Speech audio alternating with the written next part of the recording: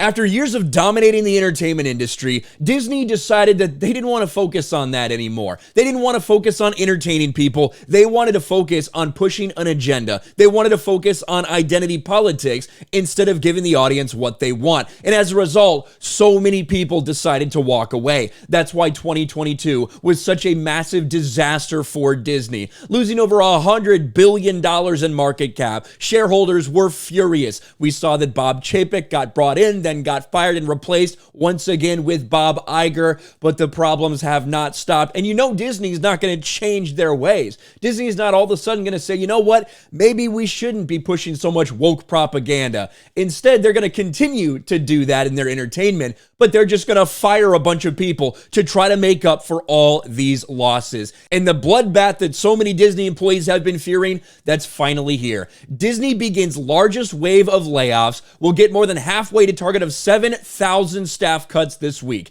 This is the one Disney people are shaking in their boots for. You've got people across all aspects of Disney, whether it's parks, whether it's entertainment, ESPN. Everyone is wondering, is my job safe? As they're forced to hand out pink slips to desperately try to save billions and billions of dollars. This is the position Disney has found themselves in. And now, unfortunately, a lot of people are losing their jobs.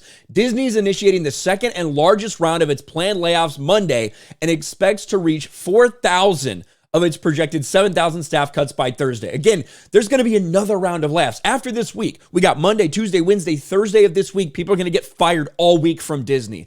And then another one's going to happen just before the summer. This is a result of Disney abandoning their audience. So many people walking away. And now, if you decided to stick with Disney, if you decided to work for Disney, you might be out of a job because of those decisions.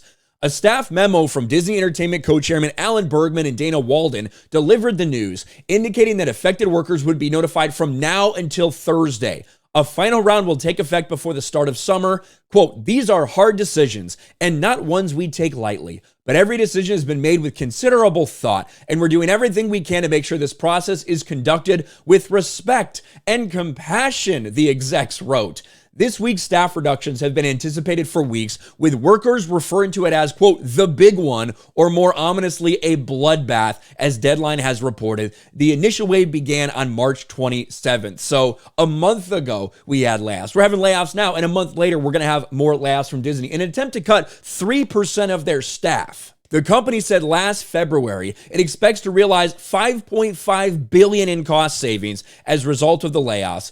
ESPN and Parks Experience and Products, the other two corporate divisions, will see staff cuts along with entertainment. Now, this is an important thing. No frontline operational workers at the company's theme parks are expected to lose their jobs. So for the people that you see, if you decide to go to Disney World or one of the theme parks, you know, those people who are probably making close to minimum wage, stuff like it, they're not losing their jobs. So you don't have to worry about that, I suppose. That's one good piece of news. But for a lot of people, the people, not necessarily the big massive executives, but a lot of people in the middle who have nothing to do with some of these decisions, nothing to do with the fact that Disney has gone completely and totally woke and abandoned families, abandoned their audience.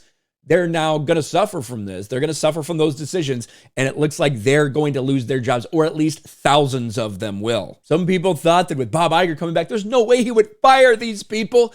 Well, yes, they've decided that they don't want to focus on getting fans back. They don't want to focus on families. They don't want to focus on entertainment.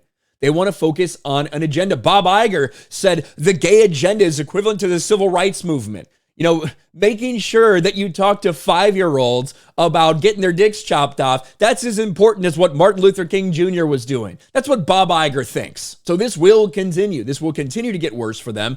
These cuts, they might help in the short term. Congrats on firing 7,000 people over the next couple weeks and months, Bob Iger, but it's not going to stop the problem. The problem is what Disney's been focusing on. They're not focused on their fans or their audience. They're focused on the propaganda. Let me know your thoughts about all this in the comments section below. Smash a like button, subscribe to the channel, ring the bell for notifications, share this video out there, and I'll talk to you later.